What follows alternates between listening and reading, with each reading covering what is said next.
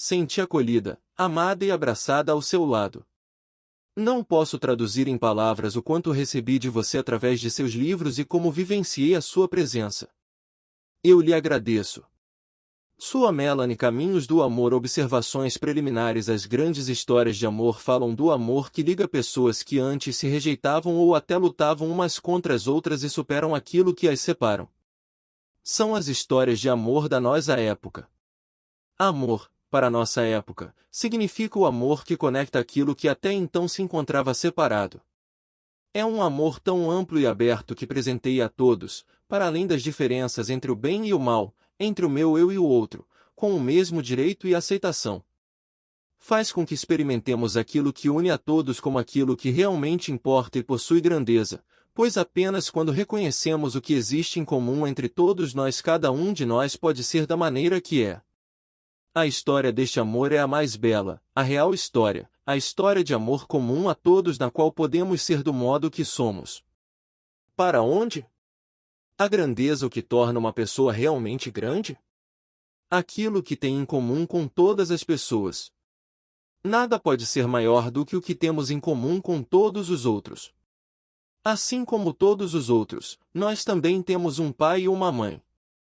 Assim como eles nos encontramos inseridos em uma determinada cultura, língua e hábitos. Como eles, crescemos em uma determinada família, desejamos um parceiro, uma relação a dois, quando adultos.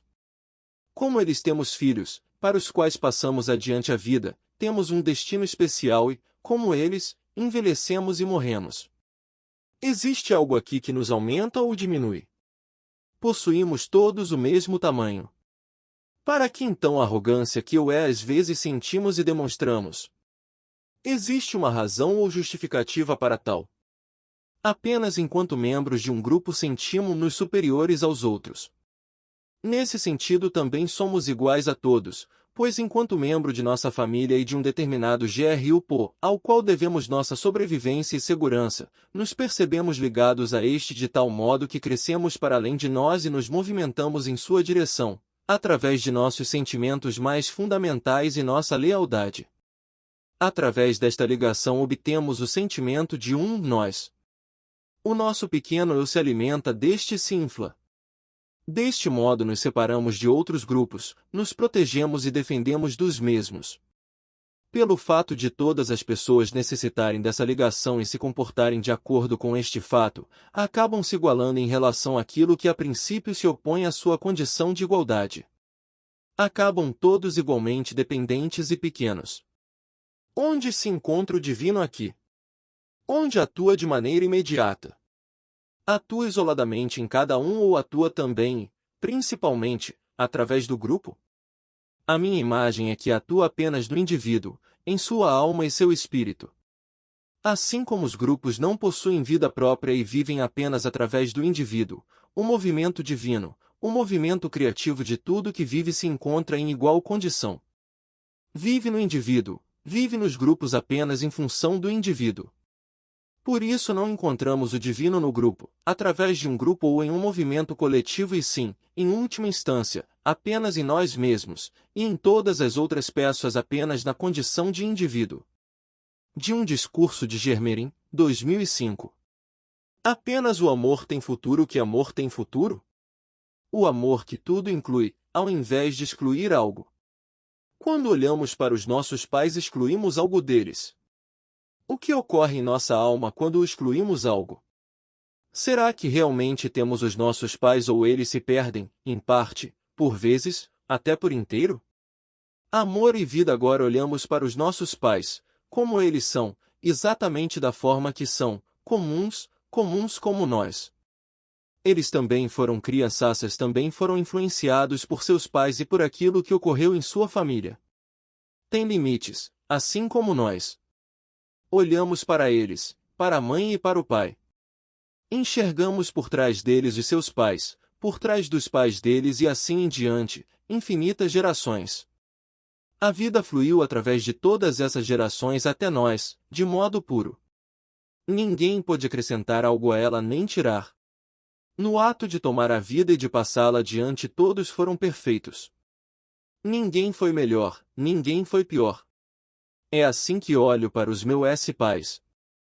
Vejo por trás deles todas essas gerações e percebo como a vida flui através de todas elas e através da geração de meus pais em minha geração.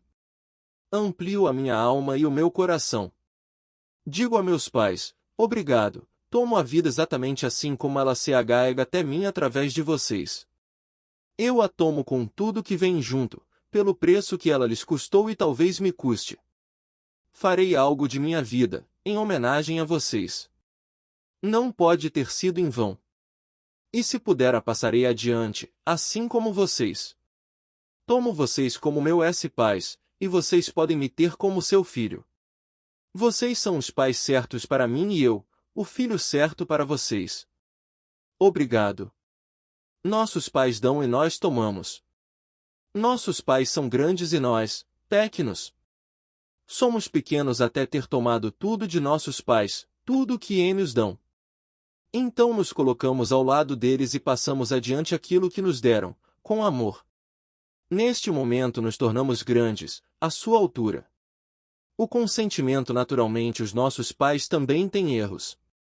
De acordo com o nosso ponto de vista atual, eles erraram em alguns aspectos. Agora imaginemos que tivemos pais ideais, ideais em todos os aspectos e tudo seria às mil maravilhas. Quão aptos nós teríamos nos tornado para a vida? São exatamente os erros, os desafios, aquilo que foi exigido de nós, às vezes de modo bastante doloroso, que nos fortalecem, caso consintamos. Podemos nos exercitar neste aspecto. Olhamos para tudo que ocorreu em nossa família.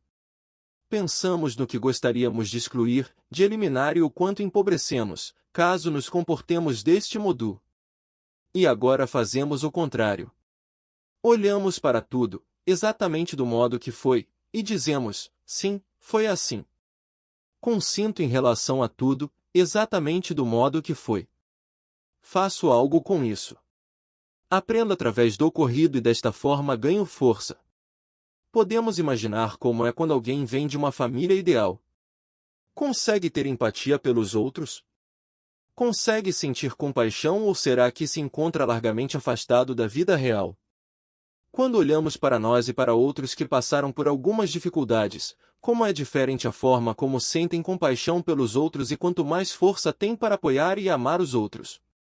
Percebemos que as nossas ideias habituais sobre bem e mal não se aplicam mais. É a nossa culpa e a culpa que os outros têm em relação a nós, que faz algo crescer, tornando-nos mais aptos para o amor maior. Desse modo o consentimento em relação a nossos pais, o consentimento em relação a tudo, sem qualquer pesar, sem qualquer repreensão e sem qualquer acusação nos presenteia com uma força capaz de um amor que não apenas toma, mas que também dá. O amor entre homem e mulher quase todos nós sonhamos com o amor pleno entre homem e mulher, no relacionamento. Muitos, porém, não enxergam o outro quando se apaixonam, apenas uma imagem que se parece com a mãe ideal e esperam obter tudo aquilo que lhes faltou, durante a infância. Os dois parceiros sentem o mesmo, por isso estão apaixonados. É um sentimento maravilhoso, podemos usufruir dele e nos alegrar com o mesmo. Mas, como todos nós sabemos, este amor à primeira vista dura pouco. De repente o outro está diante de nós de forma diferente do que imaginamos em um primeiro momento e precisamos nos reorientar. Quando nos lembramos de nossa infância e de nossos pais e quando, ao nos lembrarmos, tomamos tudo o que recebemos de lhes até então e quando aceitamos, gratos e de modo pleno, então obtemos a força para olharmos para o outro do jeito que ele é. De repente, precisamos assimilar também aquilo que talvez rejeitamos no outro, pois nos parece estranho. Exige-se agora o grande amor do qual falei. O grande amor inclui. Concorda com tudo da forma que é e concede a tudo um lugar no coração. Imaginemos que um homem e uma mulher se amam desta forma. O homem olha para a mulher e diz a ela, sim. Amo você exatamente do modo que você é, assim você é preciosa para mim. E não amo apenas você, amo também os seus pais e toda a sua família, pois você pertence a ela. Considero sua família da mesma forma que a minha. E a mulher diz o mesmo ao homem. Podemos sentir o que isso representa para o amor deles. Agora o pleno dar e tomar pode fluir entre eles, sem restrições. O que se opõe a este pleno dar e tomar? Quando não tomamos na infância o que os pais transmitiram para nós e com que nos presentearam. Sempre quando existem dificuldades na vida dois, a solução não começa exatamente no homem e na mulher, começa com os pais. Apenas através deles o nosso amor se toma pleno. Sim, obrigado. Por favor, agora olhamos para o nosso parceiro ou para alguma outra pessoa com a qual temos uma ligação forte. Olhamos e dizemos, sim. Concordo com você exatamente como que você é, independente do que isto possa envolver. Aceito-o exatamente assim. Amo-o exatamente assim. Tomo você exatamente assim. Alegro-me com você exatamente como você, olho para além de você para os seus pais, seus irmãos. Concordo com eles com amor, da forma que são. Pode ter certeza de que também amo os seus pais através de você e que os considero. Eles também podem ser, para mim, da forma que são. Homem e mulher dizem isso um ao outro e se olham nos olhos, enquanto falam. Após este sim, ainda dizemos uma segunda palavra para eles. Dizemos obrigado para o nosso parceiro. Obrigado por tudo. Tomo tudo exatamente do modo que você me deu. Considero tudo. É uma parte sua. Eu a acolho em meu coração. Permito que me preencha e te presenteio a partir dessa plenitude, de acordo com o que meu coração me dita. Quando os dois disseram isto um ao outro, quão pleno pode ser o amor? Certamente, os dois parceiros também têm necessidades. O homem necessita da mulher, pois ela tem algo que lhe falta, e a mulher necessita do homem, pois este tem algo que lhe falta. Desejam algo um do outro. O que acontece quando cada um dos dois ainda diz uma terceira palavra ao outro? A palavra é por favor, simplesmente por favor, sem nenhuma exigência, pois a exigência mata o amor. Não, apenas por favor. Dizem isto um ao outro. Reconhecem que têm necessidades e que, ao mesmo tempo, podem presentear o outro com o que é de valor e importância para este. A partir do sim, do obrigada e do por favor cresce entre eles o amor que tem futuro. Emaranhamentos. Uma das descobertas mais importantes da constelação familiar é o fato de que todos nós nos encontramos ligados aos destinos de nossas famílias das mais diversas maneiras. Existe na família uma consciência comum e inconsciente, um profundo movimento na alma, que não permite que alguém seja excluído, rejeitado ou esquecido. Quando acontece algo dessa espécie, mais tarde a pressão dessa consciência coletiva escolhe algo para representar o excluído. A pessoa em questão se sente igual àquele que foi excluído. Ao invés da pessoa poder viver a própria vida, terá que viver a vida de uma pessoa excluída, encontra-se emaranhada com um destino estranho. Muitas dificuldades em uma família como, por exemplo, as que ocorrem entre pais e filhos, quando uma criança se comporta de modo estranho ou aquelas entre marido e mulher, quando de repente um percebe que o outro está tomando um rumo incompreensível, sobre o qual não tem controle, devem-se a esse tipo de emaranhamento. Sendo assim, o amor é exigido a partir de uma nova forma. Esse tipo de emaranhamento pode vir à luz através da constelação. A solução é a mesma que antes, o que esteve excluído é incluído, recebendo um lugar na alma de cada um e na família. Somente assim aqueles que antes se encontravam emaranhados estarão livres.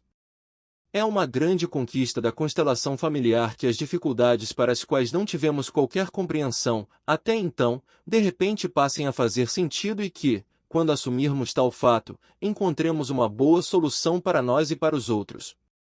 Apresentei-lhes um panorama sobre o amor que tem futuro. Agora trabalharei com alguém e mostrarei como trazer os obstáculos que se opõem ao amor à luz e talvez encontrar um caminho para que o amor flua novamente. Exemplo: irmãos gêmeos Elinger. Um homem veio falar comigo. Está sentado do meu lado. Me deu apenas uma dica, mas agora lhe perguntarei do que se trata. Cliente: a dica foi o meu irmão. Tenho um irmão gêmeo. Somos bivitelinos, isto é, não somos gêmeos univitelinos, fisicamente somos diferentes. Ultimamente tem surgido uma questão em relação a ele. É que lá no fundo não me sinto aceito por ele e por isso não consigo viver a minha vida. Às vezes isso chega ao ponto de eu sentir, não aguento mais. Nessas horas também tenho pensamentos de suicídio, mas não faço nada, porém, sinto-me desamparado. Elinger estas informações são suficientes. Para o público iremos olhar para isso a partir da perspectiva da constelação familiar. Para tal escolho um representante para ele e para o irmão gêmeo e os constelo. Olharemos para isso e obteremos novas informações. Elinger escolhe os dois representantes e os posiciona com uma distância de cerca de 3 metros, um dianete do outro. O representante do irmão gêmeo fica inquieto e olha para o chão. Elinger pede para os dois representantes permanecerem na mesma posição, sem se mover. Escolhe mais 2 representantes e os posiciona ao lado dos irmãos gêmeos, um diante do outro, na mesma distância. Elinger para o público a minha hipótese é que os irmãos gêmeos estejam pagando por algo relacionado a outros membros da família, de uma outra geração. Vejamos agora o que acontece. O representante do irmão gêmeo se agacha lentamente. Elinger posiciona os representantes dos irmãos gêmeos por trás dos representantes que estavam do lado deles. Deste modo, tira-os da linha de fogo. Elinger para o público o homem que está diante do representante do irmão gêmeo faz o mesmo movimento que este fez antes. Também olha para o chão. Segundo a nossa experiência, isso significa que está olhando para um morto. Elinger escolhe um novo representante e pede para que se deite diante desse homem no chão. Nesse meio tempo, o representante do irmão gêmeo foi para trás, afastando-se bastante. Elinger para o representante do irmão gêmeo como está agora? Irmão gêmeo quando estava lá, treme muito. Precisei me segurar em pé, caso contrário teria sido puxado para baixo. Agora vejo meu irmão pela primeira vez. Elinger para o público os 2 irmãos gêmeos estão assumindo algo no lugar de outros, algo que não tem nada a ver com eles. Para o representante do cliente como se sente ai? Representante do cliente sempre tenho a impressão de que tenho que cuidar de meu irmão. Estou contente em vê-lo. Elinger para o cliente você e seu irmão agora se encontram ligados um ao outro. O essencial ocorre com os representantes. Não tem nada a ver com vocês. Aqui atua um emaranhamento sistêmico. Como se sente agora? Cliente um pouco melhor. O que acontece com a pessoa no chão? Elinger ainda não sabemos, mas suspeito que tenha algo a ver com a guerra. Sabe algo sobre isso? Cliente meu pai teve que ir para a guerra, quando ainda era muito jovem. Falou-nos disso. Ele morreu em 1969 em um acidente. Da guerra, sei apenas que ele acabou sendo prisioneiro. Parece que quando jovem também fugiu de casa uma vez. O representante, que estava diante do representante do cliente, fecha os punhos e se vira. Elinger para o público ele é o agressor. Virou-se. Agora o conduzirei para mais perto do morto. Elinger o aproxima do morto que se encontra deitado no chão. Este, porém, olha para o teto, afasta-se um pouco para trás, olha rapidamente para o morto e depois olha para frente. Agora Elinger posiciona o cliente diante deste representante do outro lado do morto. Elinger para o cliente olhe para o agressor e diga, amo você. Cliente amo você. O assassino olha rapidamente para o teto e depois para o morto. Elinger para o público percebem o movimento que esta palavra provocou? Para o cliente diga mais uma vez, amo você. Cliente amo você. Após um tempo, o agressor estende a mão em direção ao cliente. Elinger para o cliente vá até ele. O cliente se posiciona diante do agressor. Tomam as mãos um do outro e se olham nos olhos. Enquanto isso o cliente treme muito. Elinger para o público percebem como treme? Agora o olhar do agressor vai além do cliente em direção ao morto. O cliente dá um passo em direção ao morto e se ajoelha diante deste. Elinger leva o cliente um pouco mais para trás. Após um tempo, Ellinger posiciona o irmão gêmeo diante do cliente. Seguram-se pelas mãos e se olham nos olhos. Enquanto isso, o agressor deita-se ao lado do morto. O cliente solta as mãos do irmão gêmeo, este fica indeciso e dá um passo para trás. Toma então o cliente com as duas mãos pelos ombros. Este chora, mas não se move. O irmão gêmeo solta novamente. Ellinger para o irmão gêmeo: diga a ele: amo você. Irmão gêmeo: amo você. Enquanto isso, o agressor se deitou de costas ao lado do morto. Ellinger vai até ele, pede para que se levante, fique em pé atrás do cliente e coloque as suas mãos nos ombros deste. Ellinger para o público: agora o cliente está se acalmando. O irmão gêmeo deu um passo para trás. O cliente e o irmão gêmeo encontram-se um diante do outro. Ellinger ao cliente: diga a seu irmão: amo você. Cliente após hesitar um pouco: amo você. O irmão gêmeo estende as duas mãos em direção a seu irmão, mas este sacode a cabeça. É incapaz de tomar as mãos. Ellinger para o cliente: diga a ele: por favor. Cliente: por favor. O irmão gêmeo estende novamente as mãos em direção a ele, mas este continua incapaz de tomá-las. O irmão gêmeo abaixa novamente as mãos. Tenta então uma terceira vez. Desta vez, o cliente toma as mãos de seu irmão. Chora, mas não se move. Cliente para Ellinger: ainda me sinto desamparado. Ellinger permaneça com o seu movimento e mantenha os olhos abertos. O irmão gêmeo dá um passo para trás e solta as mãos de seu irmão. Este posiciona as mãos de um modo como se estivesse se defendendo. O irmão gêmeo vai lentamente mais para trás, vira a cabeça e olha para o morto. Ellinger pede para que o cliente se vire para o agressor. Este se vira e os dois se abraçam profundamente. O irmão gêmeo volta sempre a olhar para o morto, como se fosse puxado para baixo, em sua direção. Ellinger para o cliente: vire-se mais uma vez para o seu irmão. O cliente se vira, no entanto, estende as mãos para trás, para o agressor, segura-se neste e chora. Seu irmão gêmeo vai para o chão, estende as mãos para trás, segura-se no agressor e se deita ao seu lado. Ellinger após um tempo: para o público, agora o morto está de olhos fechados. Vou interromper aqui. Para os representantes, agradeço a todos vocês. Esclarecimentos. Ellinger para o público: esclareço para vocês o que viram aqui. Primeiro, escolhi apenas representantes para o cliente e seu irmão gêmeo e os posicionei um diante do outro. Comportaram-se como se não fossem irmãos gêmeos.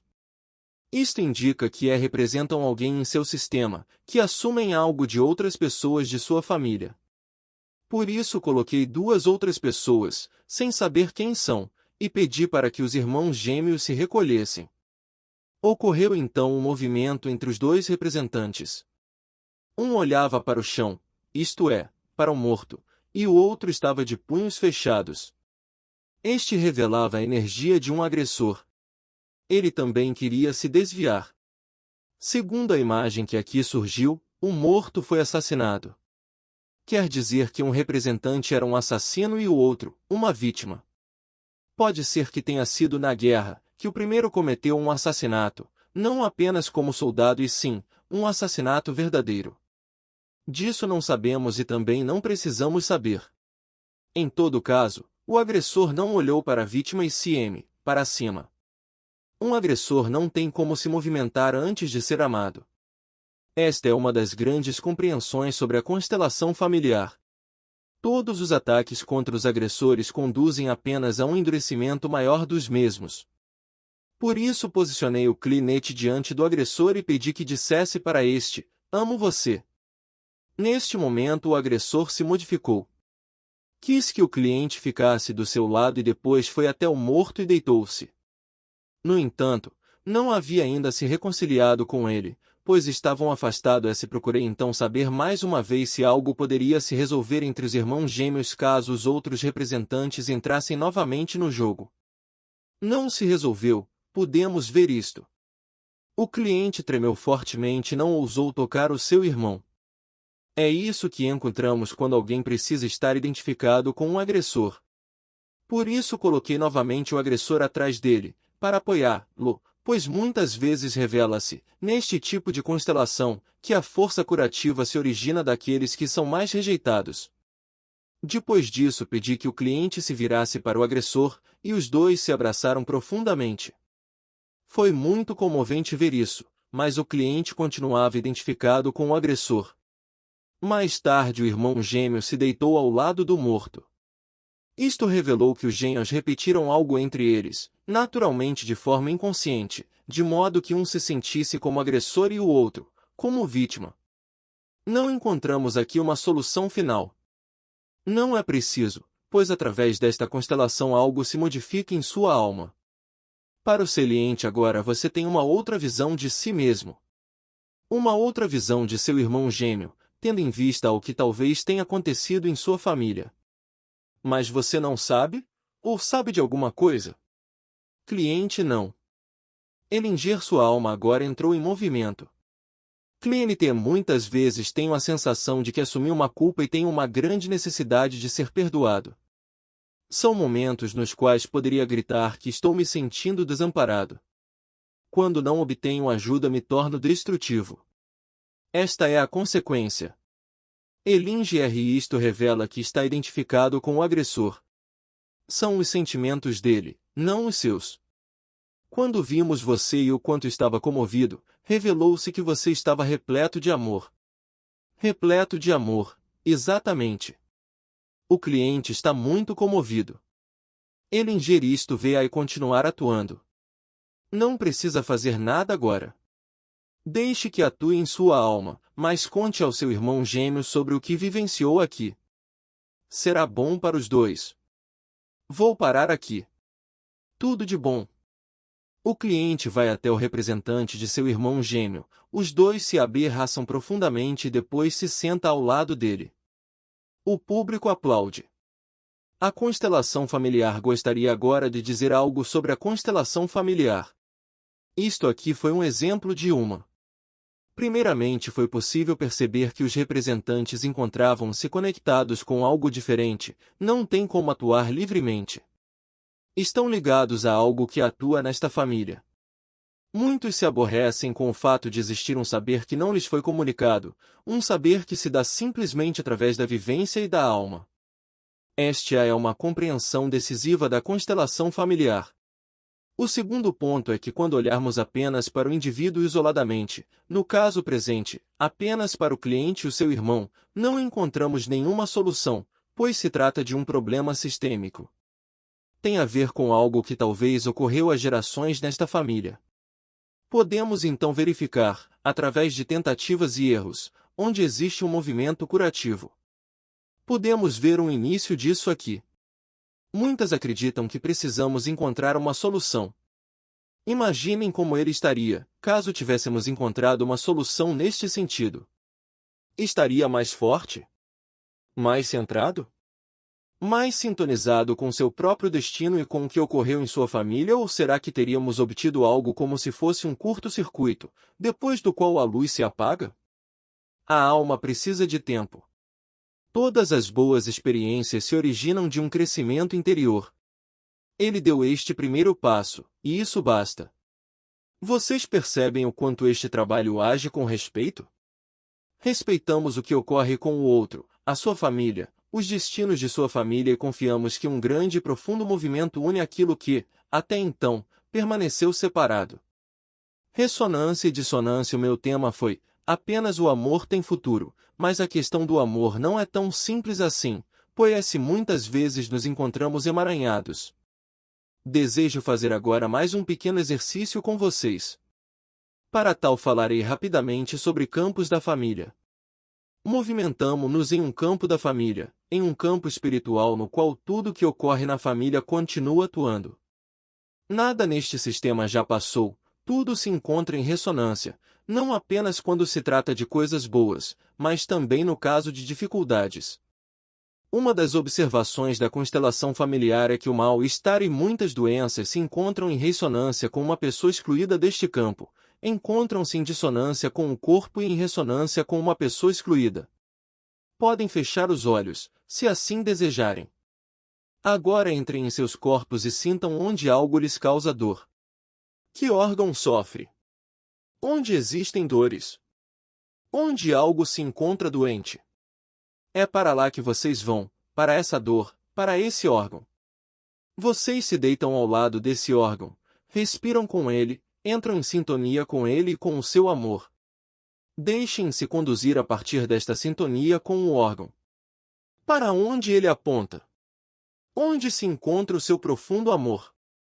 Quem sabe de repente vocês percebam aquela pessoa excluída, esquecida ou rejeitada. Talvez se trate apenas de uma criança esquecida, abortada ou dada. Junto com o órgão vocês dizem a essa pessoa, amo você. Agora te dou um lugar em minha alma. Vocês acolhem essa pessoa no coração, com amor. Percebam que efeito isto produz na alma e no corpo, em relação a este órgão, e também acolham o órgão no coração de vocês, com amor, e digam a ele, agora você pode ficar comigo. Agora terá em mim, uma pátria. Ainda vou um pouco mais adiante com este exercício. Quando alguém se desvia da família, por exemplo um filho, que se comporta de modo estranho ou, quem sabe, toma-se viciado em drogas ou cujo comportamento chama atenção de outro modo ou quando um parceiro de repente passa a agir de forma diferente, incompreensível para nós. Naquele momento, então nos deitamos ao lado desse filho ou parceiro, entramos em sintonia com o seu movimento e nos deixamos conduzir para onde o seu amor nos leva, para uma pessoa, que talvez se encontre esquecida ou excluída. Olhamos para essa outra pessoa junto com ele e dizemos a ela, amo você. Agora também lhe dou um lugar em nossa família. Agora pode ficar conosco. Agora você está novamente em casa, em nossa casa. Sentimos o que se modifica na relação, no olhar, no amor.